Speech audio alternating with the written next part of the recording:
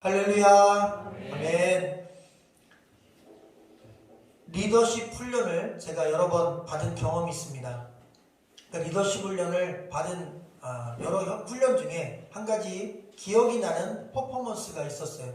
이 항아리 같은 것 하나 갖다 놓고, 그리고 옆에는 큰 돌, 그리고 작은 돌, 그리고 모래를 갖다 놓습니다. 그리고 이 세 종류의 각각 크고 작은 것들을 이 항아리에 넣는 훈련합니다. 첫 번째는 작은 것부터 넣습니다. 그러면 모래를 깔고 자갈을 올리고 그 위에 큰 돌을 올립니다. 놀라운 것은 안 들어갑니다. 이 모든 이 항아리 위로 올라가요. 그래서 뚜껑을 닫을 수가 없어요.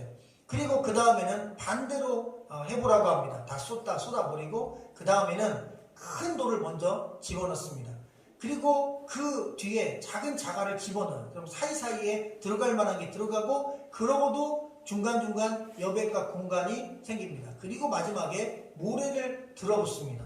놀라운 것은 이번에는 딱 입구까지 정확하게 맞습니다. 뚜껑을 닫을 수 있습니다.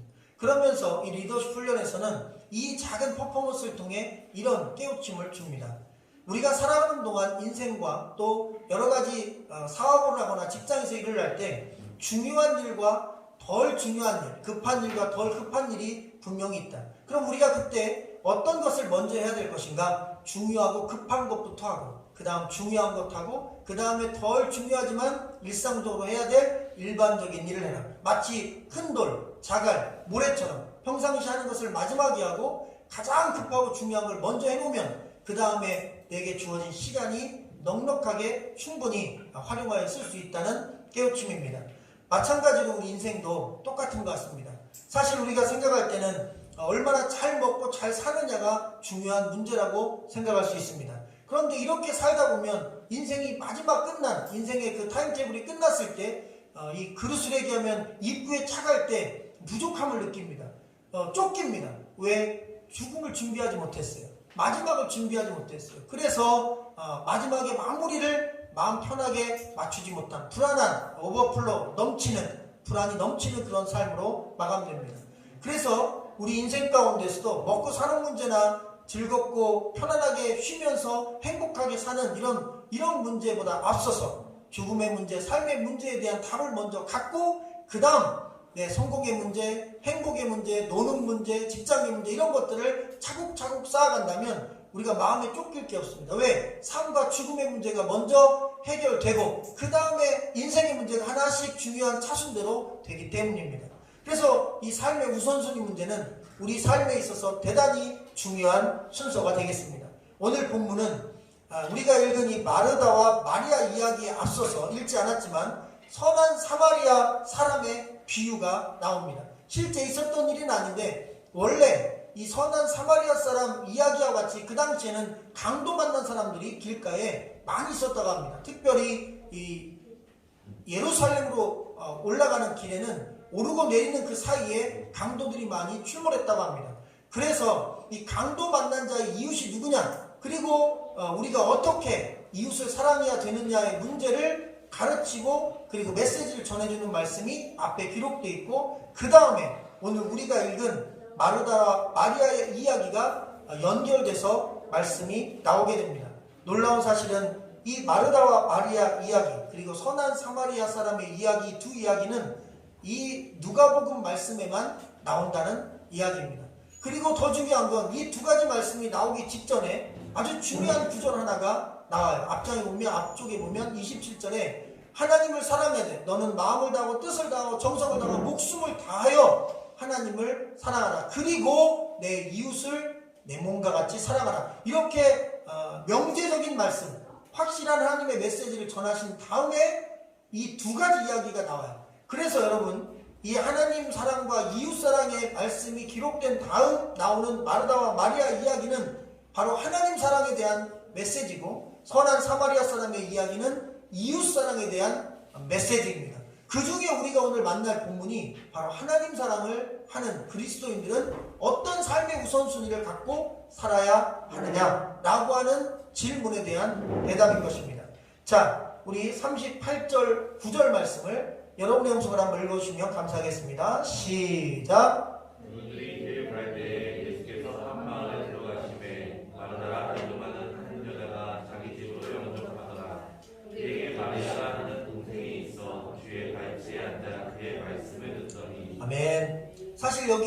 동네 이름이 나오지 않습니다. 한 마을로 되어 있어요. 그러나 이 마을의 이름은 베다니인 게 확실합니다. 왜냐하면 그 동네에 사는 주민이 마르다, 마리아, 나사로 세 사람인데 이 세 사람의 동네 이름은 다른 복음서에 나옵니다. 베단입니다. 이 베단이는 합성어입니다. 벳, 이것은 베델이라는 단어의 벳과 똑같아서 집이라는 뜻입니다. 다니는 아니니아라는 말과 같은 말인데 이게 줄여져서 나니라고 이렇게 합성을 할 때는 나옵니다. 근데 이 나니아는 뭐냐면 가난한 자라는 뜻입니다. 그러면 집이고 가난한 자면 이 마을의 뜻은 무엇이냐면 가난한 자들의 마을인 것입니다. 빈민촌입니다. 그것도 언덕의 빈민촌입니다. 우리나라도 부산이나 옛날 서울 언덕 같은 데 보면 빈민촌으로 판자촌들이 있었습니다. 지금 많이 개혁됐죠. 마찬가지로 이 베다니는 언덕에 있었고 예루살렘에서 약 3-4km 떨어진 곳에 있었는데 예루살렘은 화려하고 아름다운 도시, 모든 사람이 살고 싶은 수도 서울인데 거기 아름다운 성전도 있는데 거기서 불과 3-4km 떨어진 장소 언덕에는 빈민들이 가장 어렵고 궁핍하게 살아가는 지역이 있었다는 것입니다. 바로 그 지역을 예수님이 지나고 계셨습니다.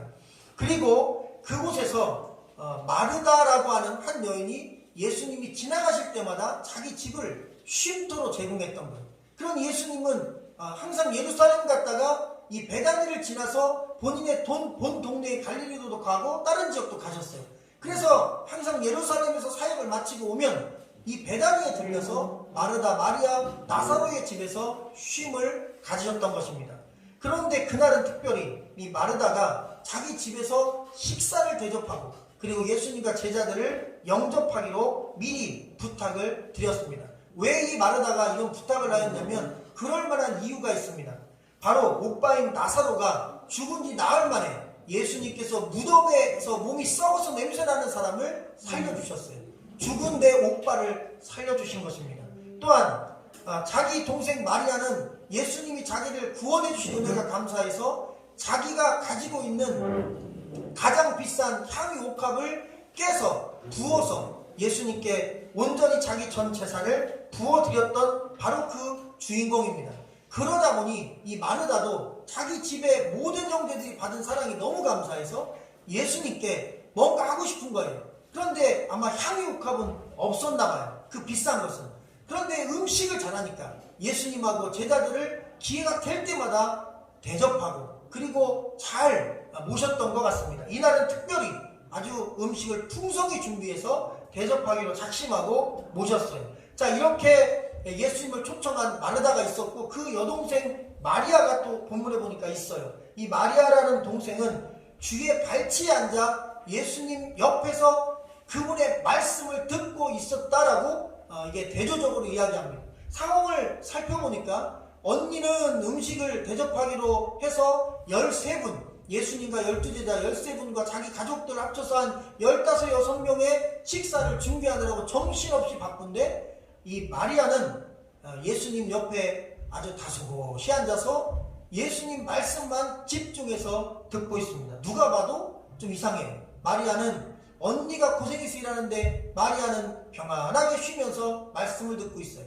세상적으로 볼 때는 마리아가 문제고 또 마르다는 굉장히 자기 주어진 일 열심히 하는 사람으로 보일 수 있습니다.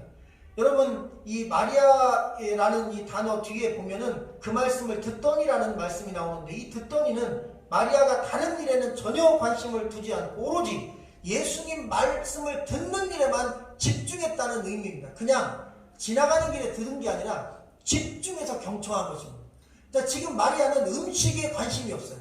예수님을 얼마나 좋은 음식으로 얼마나 맛있게 대접할까 마리아는 아무런 관심이 없어요. 그냥 예수님이 좋고 그 말씀이 좋은 거예요. 예수님을 만나고 예수님 말씀을 듣는 게 너무 행복한 거예요. 그래서 그것을 붙잡고 놓치지 않으려고 매달리고 있었어요. 그런데 마르다는 달랐어요. 예수님을 자기가 초청했어요. 그리고 마르다의 이름의 뜻이 또 참 놀라워요. 그 이름은 여주인이라는 뜻입니다. 그래서 마치 집주인이 손님을 영접하는 것처럼 그는 이 뭔가 음식을 준비하고 이 손님을 맞이하는 여러 가지 발 닦아주고 뭐 이런 일들 때문에 너무 바쁘고 정신이 없었습니다. 자, 이런 상황 속에서 인간적인 대립과 갈등이 나오고 예수님의 해결책이 나옵니다. 40절 말씀을 같이 한번 읽어볼까요? 시작. 마르다는 준비하는 일이 많아 마음이 분주한지라. 예수께 나아가 이르되 주여 내 동생이 나 혼자 일하게 두는 것을 생각지 아니하시나이까. 그를 명하사 나를 도와주라 하소서. 드디어 마르다가 폭발을 한 거야. 너무 화가 난 거야. 그리고 동생이 얄미운 겁니다. 그래서 우리가 누가 봐도 언니 입장이 되면 내가 정신없어 죽겠는데, 너무 힘들어 죽겠는데, 내 동생은 그냥 마치 공주님처럼 앉아서 예수님 곁에서 마치 자기가 진짜 주인인 것처럼, 내가 주인인데 그렇게 앉아서 말씀을 듣고 있단 말이에요. 그러니까 마르다 입장에서는 나를 좀 도와주면 좋겠어요. 그리고 나도 빨리 내 동생과 함께 음식을 준비하고, 사실 마르다도 성경에 나와 있지 않지만 예수님 곁에서 말씀이 듣고 싶었던 거예요. 왜? 마르다도 예수님을 사랑했습니다. 어떤 분들은 마르다는 마치 신앙이 없는 사람이고 분주한 사람이라고 말씀을 전하기도 하는데, 실제로 마르다는 예수님을 매우 사랑했고 그리고 예수님의 말씀을 사모했던 사람이에요. 그러나 자기가 초청했기 때문에 책임을 갖고 음식을 준비한 거예요. 그래서 마르다도 잘못한 건 아닙니다. 그런데 마리아를 보니까 마리아가 좀 잘못한 것 같아요. 인간적인 관계성 속에는 분명히 마리아가 잘못했습니다. 그래서 예수님께 정당한 요구를 한 겁니다. 선생님, 예수님, 마리아를 좀 저한테 보내주십시오. 빨리 일 끝내고 같이 말씀을 듣고 싶은데 제가 저러고 있으니까 내가 힘이 들고 정신이 없습니다. 여러분, 이 분주함이죠. 여러분, 분주함은 예배의 가장 큰 적입니다.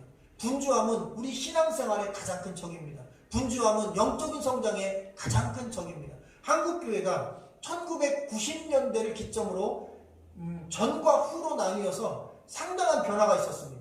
1990년대에 들어서 우리 한국교회에 대대적으로 시작된 게 경배와 찬양입니다. 그전에는 그냥 개인적으로 찬양을, 좋아하는 찬양을 부르거나 듣고, 예배 때도 찬송가 부르고 뭐 이렇게 해서 복음성가를 많이 부르지 않았는데, 2시간, 3시간짜리, 4시간짜리 찬양 부르는 집회들이 막 도처에서 생기기 시작했어요. 그리고 90년대에 또 생긴 건 제자 양육 시스템입니다.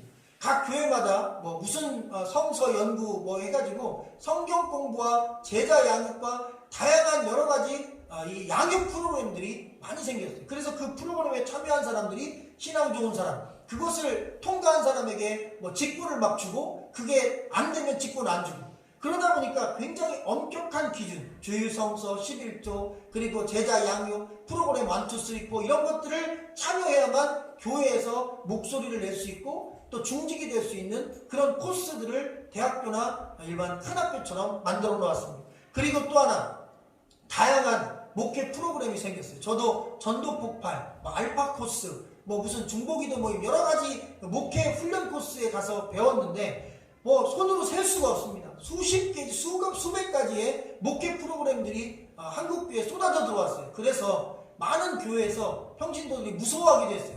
담임 목사님이 세미나를 다녀오시면 듣도 보도 못한 프로그램이 교회에서 또 시작되는 거예요. 그러다 또 안 되면 또 다른 프로그램이 또 시작돼요. 또 안 되면 또 시작돼요. 이런 실패의 경험들을 많이 갖게 되고, 어떤 교회는 정착이 잘 돼 교회가 부흥하기도 했습니다. 어쨌든 90년대 이후에 경배와 찬양과 같은 강력한 몇 시간짜리 찬양 집회, 또 제자 양육이나 성경 공부와 같은 교회 안의 체계적인 양육 시스템, 그리고 다양한 목회 프로그램을 통하여 교회가 활력 있게 일어날 수 있는 그런 훌륭한 프로그램들이 많이 발생했어요. 그래서 이러한 것들이 힘을 입어 몇몇 교회는 사실 부흥하기도 했습니다. 그런데 한국교회 전체로 보면 90년대 이전이 한국교회 전성시대였어요. 그리고 90년대 이후에는 지금까지 한국교회는 그냥 내리막길을 달리고 있습니다. 꼭 그것이 잘못됐다는 건 아닙니다. 경배와 찬양도 훌륭합니다. 뭐 3시간, 4시간 찬양만 드려도 좋지요. 또 하나, 성경 공부 물론 필요합니다. 나쁜 게 아니라 필요한 것입니다. 또한 다양한 목회 프로그램 다 좋습니다. 교회에 프로그램 많으면 좋지요. 큰 교회일수록 프로그램 많습니다. 바빠요. 정신없습니다. 그런데 90년대 이전에는요, 한국교회가 예배가 있었어요. 그냥 주일 예배, 수요 예배, 새벽 예배. 그 다음 기도가 있었어요. 그냥 교회 가서 기도만 했어요. 무슨 프로그램은 없었어요. 기도에 대한 프로그램 훈련 없어. 그냥 기도만 있었습니다. 또한 그때는 성경 공부라는 프로그램 자체도 없어서 성경을 직접 읽었습니다.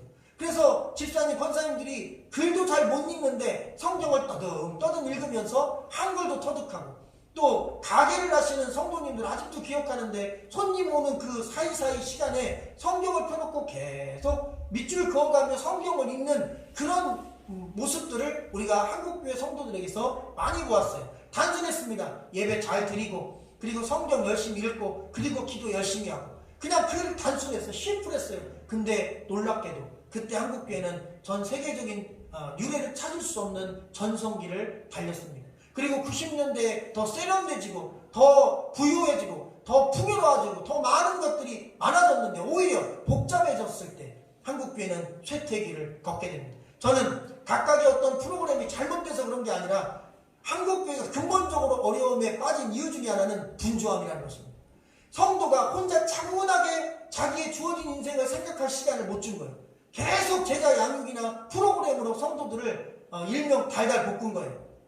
직장생활 하나 바쁩니다. 주말은 교회 와서 일하느라 정신없어요. 그러니 어떤 여유를 갖고 묵상하고 어떤 여유를 갖고 그분의 임재 안에 들어갈 수 있습니까? 심지어 예배 끝나기 전에 봉사한다고 교회에서 내려가가지고 식당에서 일하고, 또 성가대 하다 말고 가운을 벗어놓고 내려가서 뭐 주방에서 준비하고, 이런 일들이 한국교회는 마땅한 걸로 여겨졌습니다. 그래서 사실은 이제 한국교회가 다시 리턴해야 되지 않을까. 좀 더 심플한 교회가 필요하다. 조금 더 단순한 교회가 필요하다. 예배에 집중하고 기도 열심히 하고, 그리고 말씀에 마음을 쏟을 수 있는, 그리고 봉사나 사역은 최대한 많이 복잡하지 않은 그냥 단순한 구조, 성경 공부나 양육도 조금 더 심플하고 단순하게, 너무 복잡하지 않게, 그래서 마음과 영혼이 좀 쉼을 얻을 수 있는 그런 교회가 필요하지 않겠나. 여러분, 오늘 말씀 가운데 주여 내 동생이 나 혼자 일하게 두는 것을 생각지 아니하시니까 그를 명하사 나를 도와주라 하소서라고 하는 이 말씀 속에 보면, 직역하면 그녀가 나를 도와주도록 그녀에게 말해주세요라고 어떻게 보면 요청하는 게 아니라 예수님께 명령하는 느낌으로 나옵니다. 그래서 마르다는 사실 몇 가지 안타까운 실수를 저지릅니다. 하나는 예수님께 명령합니다. 다시 말하면 자기가 너무 바쁘니까 급한 나머지 예수님 내 동생을 명령해서 나한테 좀 붙여주세요. 이제 한마디로 말하면 말씀 공부 그만 끝내고 나한테 보내주세요. 일을 좀 해야 됩니다 라고 명령합니다. 교회 안에도 여러 가지로 교회 일을 많이 하는 사람일수록 여러분 교회에서 발언이 세집니다. 그래서 그가 예수님이 주인 되는 교회가 아니라, 그리고 그 교회를 영적으로 책임지는 주의종들을 중심으로 움직이는 게 아니라 내가 교회 주인이 되는 경우가 있어요. 그런데 그분들은 사실 그 교회를 위해서 그만큼 헌신한 분들입니다. 교회를 위해서 많은 예물도 드린 분들이에요. 그분들이 목소리를 높일 만큼 사실 많이 했어요. 그런데 여러분, 주님은 그것을 기뻐하지 않았습니다. 그런 것들은 그냥 이름도 빛도 없이 주님 앞에 영광스럽게 드리면 되는 거였어요. 그걸 드리고 내 목소리를 높이고 내 존재감을 높인다면 그게 바로 영적으로 타락하는 것이다. 그리고 그러한 실수가 하나 있었고, 또 하나는 여러분, 마르다는 정죄를 한 것입니다. 나는 열심히 바쁘게 움직이는데 쟤는 쉬고 있다는 것입니다. 나는 교회에서 이런 봉사 사역을 하고 기도에 참석, 성경 읽기, 성경 공부, 헌금, 금식, 그리고 기타 양육 프로그램, 내가 얼마나 열심히 교회를 섬기는데 너는 왜 이것 조그만 것도 안 섬기냐 이러면서 사실 지적을 하는 것이죠. 정죄입니다. 나는 이만큼 하는데 너는 요것밖에 안 해. 나는 나이도 많아서 연령이 높은데도 이만큼 다 하는데 너는 젊은데 왜 이거밖에 못해. 그래서 사실 또 교회 봉사 많이 하는 연세 있는 어른들, 집사님, 권사님들과 또 초신자나 또 나이가 젊은 분들과 이게 싸움이 일어나는 경우도 많이 보았습니다. 교회 안에서 봉사를 열심히 하는 분들과 봉사가 좀 미약한 분들 사이에 일어난 다툼을 저는 많이 보았습니다. 결국 교회는 봉사하기 위해서 오는 곳이 아닙니다. 교회는 일 많이 하려고 오는 것도 아닙니다. 교회는 주님이 세우신 목적은 예수 그리스도를 믿고 예수 그리스도의 말씀을 듣고 그 말씀으로 은혜 받는 곳입니다. 할렐루야. 그러니까 영적인 충전소입니다. 여기는 쉼터입니다. 여기는 땀 흘리는 곳이 아니라 은혜 받는 곳입니다. 만약 땀 흘린다면 교회 밖에서, 가정에서, 직장에서, 주변에서 내가 믿는 자로서 그들에게 세상 속에서 복음을 전할 수 있다면 거기서 복음의 땀을 흘리면 되는 것입니다. 이러한 오해가 없는 그러한 믿음의 온전한 길을 걸어가는 저와 여러분 되시길 주의 이름으로 축원합니다. 마리아는 장점이 주인 노릇을 하지 않습니다. 주님 곁에 앉아서, 주의 발치에 앉아서 말씀을 들어요. 근데 그 곁에 앉았다는 그 단어가 주님께서 명령하셨다는 단어예요. 야 마리아야, 넌 여기 앉아서 말씀을 들어라. 실제로 그렇게 말씀하신 것입니다. 그리고 순종하고 자기도 좋아서 거기 스스로 앉은 것입니다. 그리고 주인이 주님 되시고, 또 하나는 그는 분주하고 정신없는 것들에 대하여 마음을 그냥 아예 내려놓고 오직 예수님과 그분의 말씀에만 집중했습니다. 여러분 그래야 믿음이 큽니다. 그래야 우리 영혼이 자라납니다.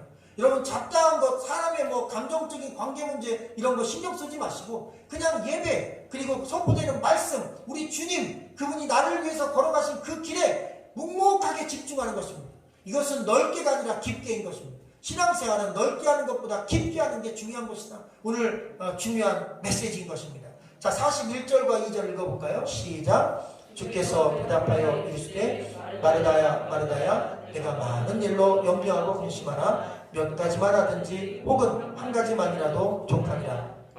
마리아는 이 좋은 편을 택하였으니 빼앗기지 아니하리라 하시니라. 아멘. 할렐루야. 여기에 있는 이 말씀 가운데 몇 가지만 하든지 혹은 한 가지만이라도 족하니라 라고 하는 이 본문 말씀은 사실 한글 성경만 이렇게 번역해놨어요. 몇 가지만 하든지 혹 한 가지만이라도 족하다. 그런데 여러분 영어 성경은 대부분 거의 대부분 이렇게 번역했습니다. 이 말씀을 통째로 그냥 실상은 필요한 것은 한 가지뿐이다 이렇게 했어요. 그러니까 한 가지 두 가지 여러 가지로 고민하지만 넌 한 가지만 해라 이런 게 아니라 얘야 실상 필요한 것은 딱 한 가지뿐이라는 거죠. 할렐루야. 우리가 이 땅에 살아가면서 실상 필요한 것, 가장 필요한 것, 가장 중요한 것, 우리 인생에 있어서 가장 우선순위로 삼을 것은 실상 하나뿐이라는 것입니다. 그것을 지금 마리아가 하고 있다는 것입니다. 마르다 너도 지금 여러 가지 일로 분주하지만 내가 밥 한 끼 안 먹어도 괜찮다. 너가 나를 초청한 것만으로도 고맙다. 내가 진짜 원하는 것은 육의 양식으로 내가 배부른 게 아니라 너희가 영의 양식으로 배부른 것이다. 내 마음을 알아라. 너의 마음으로 나를 섬기지 말고 내 마음으로 나를 섬겨라 이것입니다. 그러니까 사실 내 좋은 마음으로 그분을 섬기는 거예요. 내 뜻대로 그분을 섬기는 거예요. 그런데 마리아는 그분의 뜻이 무엇인지를 들었던 것입니다.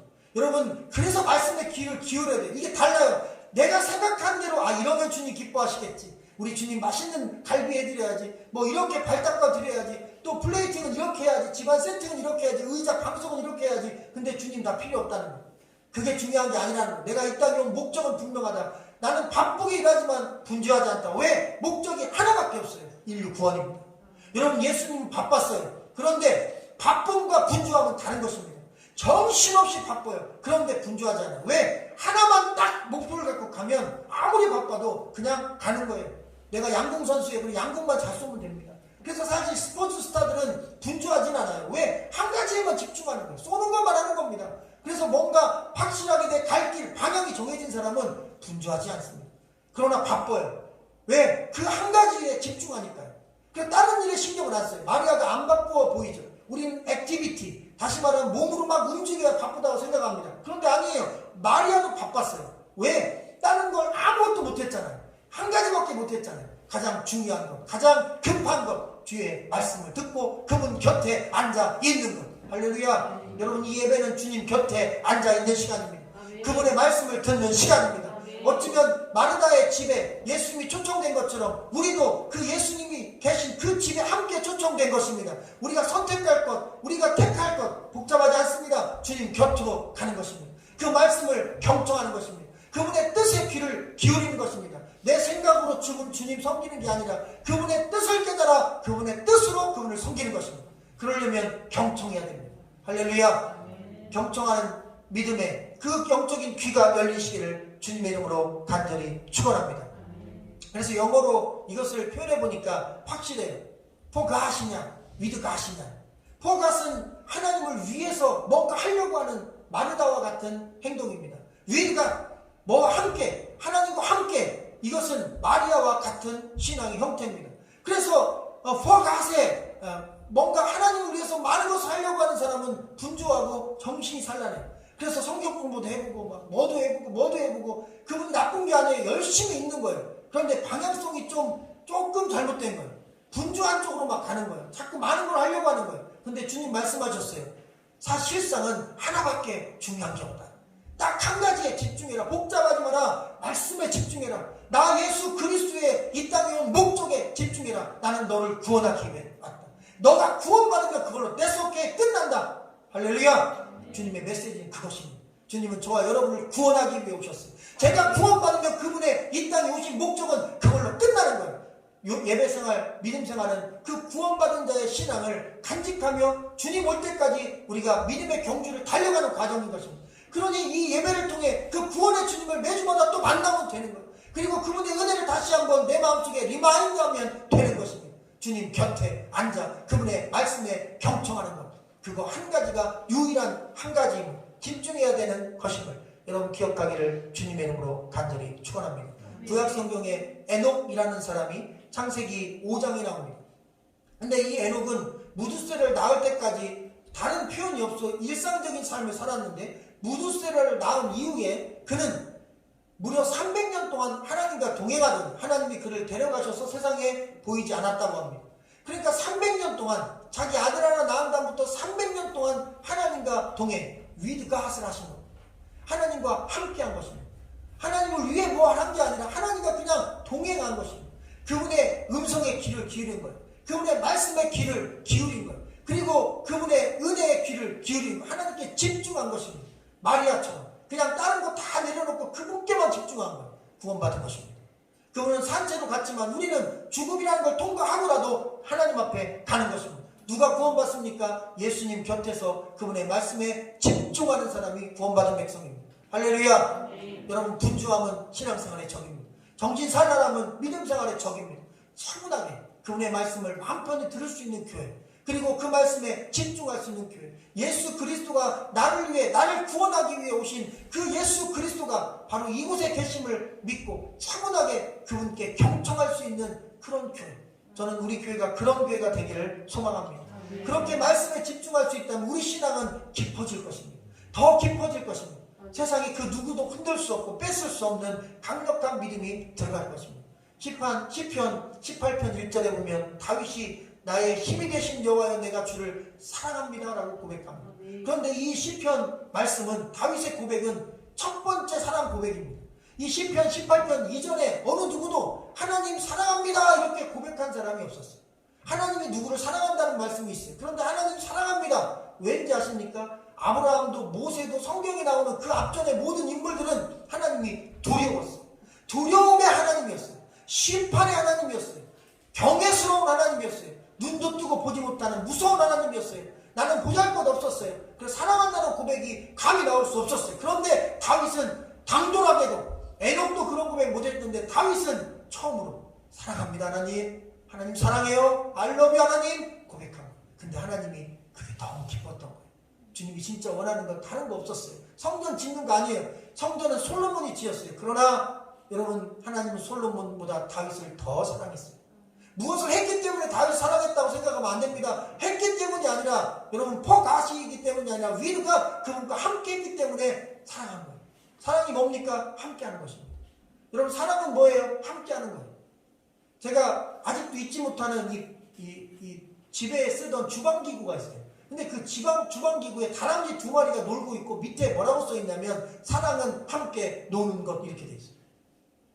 근데 그게 아주 오래전에 본 건데 아직도 기억이 나요. 사랑은 함께 노는 것. 결국 함께 하는 게 사랑입니다. 함께 동행하는 게 사랑인 거예요. 그 곁에 앉는 게 사랑인 거예요. 주님은 우리가 하나님 곁에 있기를 원하십니다. 그분 곁에서 머물기를 원하십니다. 그걸로도 그 한 가지로도 충분하다는 것입니다. 그 마음 쫓기지 마십시오. 어느 성도는, 어느 교회, 어느 집사님은 무슨 교육도 받았다더라, 무슨 훈련을 했다더라, 대단한 것 같은데 사실 지적 성장입니다. 그리고 실질적으로 영적으로 성장한 것은 그 성경 공부를 통해서 깊이 주님을 만나는 기회가 없고 그냥 공부만 했다면 지적인 성장에 불과한 것입니다. 율곡 이 선생님이 쓰신 성악지교라고 하는 책을 한글 완역본으로 한 글을 읽으며 제가 거기에서 감동받은 글이 하나 있어요. 이 율곡 이 선생님의 성악지교 서론 초록에 보면 그가 선조대왕을 향하여 이렇게 얘기합니다. 학문함이 단순히 지식의 증가라면 나는 학문을 하지 않을 것입니다. 선조대왕이여, 학문함의 진정한 목적은 인간됨, 사람 되는 것입니다. 사람 되기 위해 내가 학문하는 것이지, 만약 내가 지식의 증가를 위해 학문한다면 이 학문은 쓰레기입니다. 너무나 감동적인 메시지였어요. 과거에 진짜 깊이 학문의 의미를 생각한 거예요. 여러분 깊어진 겁니다. 학문이라는 단어를 그냥 공부한 게 아니에요. 생각한 것입니다. 주님의 말씀을 그냥 공부한 게 아니에요. 생각해야 됩니다. 여러분 성경 100구절이 필요하다고 생각하는데 아닙니다. 한 구절이 우리 인생과 역사를 바꿉니다. 여러분 마틴 루터가 성경 한 구절 오직 의인은 믿음으로 말미암아 살리라 한 구절에 기독교 역사가 바뀌었어요. 여러분 구교에서 개신교가 튀어나옵니다. 딱 한 구절로 그 인생과 영혼이 그리고 기독교 역사가 바뀝니다. 요한 웨슬리가 오직 의인은 믿음으로 말미암아 살리라 한 구절에 그가 믿음 없이 실패했던 선교적 삶, 미국에서의 삶이 끝나고 여러분 부흥운동의 초석이 한 말씀으로 일어나요. 여러 말씀, 많은 말씀이 필요한 게 아니라 내 일평생에 한 말씀이면 족합니다. 그분 곁에서 말씀을 들었더라. 나도 마리아처럼 주님 곁에서 말씀을 경청하고 싶습니다. 주여 나의 귀를 열어 주시옵소서. 나의 마음을 열어 주시옵소서. 분주한 신앙생활 내려놓고 싶습니다. 저는 한두 가지 사용만 하고 그냥 말씀에만 집중하고 싶습니다. 할렐루야. 여러분 그래서 많은 일 교회에서 하려고 생각하지 않으셔도 됩니다. 교회에서 그런 많은 일을 제가 만들지 않을 것입니다. 교회를 처음 세우면서 작정한 것이 차분한 교회, 예배에 집중하고 그리고 하나님 말씀에 집중할 수 있는 구조를 만들자. 사역은 한두 가지 정도. 그렇다고 교회가 사역과 봉사가 또 없으면 안 됩니다. 누군가는 봉사를 해줘야 교회가 이렇게 돌아가거든요. 그래서 성도들이 골고루 그냥 한두 가지만 하면 되는 거예요. 저도 중고등학교 때 교회 섬겼는데 한 5가지, 6가지 했습니다. 성가대하고 찬양팀하고 교사하고 청년부 회장하고 그리고 또 목사님의 맡겨주신 이렇게 레포트 치는 것도 하고 뭐도 하고 따져보니까 교회 봉사를 찬양훈회까지 하면 5, 6, 7가지는 하는 거예요. 그러니 주말이 없어요. 회피하지 않아요. 주말이 두려워요. 안 왔으면 좋겠어요. 심지어 어떤 생각도 있냐면 도살장에 끌려가는 양 같다는 생각을 했어요. 왜? 너무 힘들어서 그래요. 교회가 싫은 게 아니라 교회에서 일만 하다 오는 거예요. 예배 때 졸아요. 왜? 너무 피곤해서요. 그래서 제가 그 생각을 못했어요. 제가 했던 그 경험들을 돌아봐도 이 말씀이 맞다. 교회에 와서 피곤하면 안 된다. 부교육자, 담임 목사 할 것 없이 모든 성도까지 다 동일하게 하나님 말씀과 예배에 집중할 수 있는 교회만 되면 정말 우리 교회는, 우리 성도들은 깊어질 수 있다. 할렐루야. 여러분 그 깊은 신앙으로 우리 들어갑시다. 함께 주님 사랑합니다 고백합시다. 부모가 자녀에게 많은 걸 요구하지 않습니다. 특별히 어린아이 무엇 때문에 기뻐합니까? 어린아이가 처음으로 엄마 아빠 이렇게 하면 아빠는 아빠 했다고 그러고 엄마는 엄마 했다고 그래요. 자기 좋은 대로 들려요. 근데 너무 귀엽고 좋으니까 엄마 했는데 아빠는 아빠라고 한 거 들려. 아빠로 했다는 거. 아빠 먼저 했다고 막 그러고 엄마는 엄마 했지 웃기지 말라고 그러고. 그런데 너무 좋은 거예요. 저도 애기 셋 키워보니까 너무 좋아요. 그냥 아침마다 저희 막내딸이 또 막내로서 또 사랑한다고 아빠 하면 그게 너무 좋아요. 무엇을 원합니까? 여러분 많은 거 원하는 게 없어요. 사랑합니다. 그렇게 어린 자녀가 하는 한마디에도 너무 기쁜 거예요. 마찬가지입니다. 우리가 하나님 앞에 그런 순수한 어린 영혼처럼 하나님 사랑합니다. 주님 말씀을 주십시오. 제가 부족하고 연약하고 사실 부끄러운 죄도 조금 있지만 내가 하나님 사랑하는 줄 하나님 아시면 저는 그걸로 족합니다. 이런 중심의 믿음의 고백이 있기를 주님의 이름으로 간절히 축원합니다. 여러분 그런 믿음의 고백을 가지고 주를 섬기며 또 그분 안에서 승리하는 삶을 살아가시기를 소망하고 날마다 우리가 믿음으로 이렇게 말씀에 집중할 수 있다면 우리의 신앙은 결코 오늘 말씀처럼 빼앗길 그런 우리 안에서 빼앗아갈 자가 없을 줄로 믿으시기를 바랍니다. 누가는 이 이야기의 결론을 이와 같이 마무리합니다. 이 좋은 편, 다시 말하면 마리아가 선택한 이 차분하게 주의 곁에서 말씀을 듣는 이 좋은 편을 그 어느 누구도 빼앗지 못할 것이다. 내가 지켜줄 것이다. 그렇게 말씀하십니다. 여러분 예수님을 손님으로 모실 것입니까? 아니면 예수님을 예배할 것입니까? 여러분 분주한 교회가 될 것인가? 아니면 말씀과 예배에 집중하는 교회가 될 것인가? 이런 고민들을 평신도와 목회자들이 하며 기왕이면 예수님이 손님이 아니라 예수님을 예배하는 성도가 주의 종들이 되기를 바랍니다. 또한 분주한 교회, 정신사련한 교회보다는 차분히 말씀과 예배에 집중하고 그분 곁에서 그분의 뜻을 깨닫고 그분을 섬기는 그런 놀라운 교회, 신앙인들이 되기를 주님의 이름으로 간절히 축원합니다. 같이 기도하겠습니다.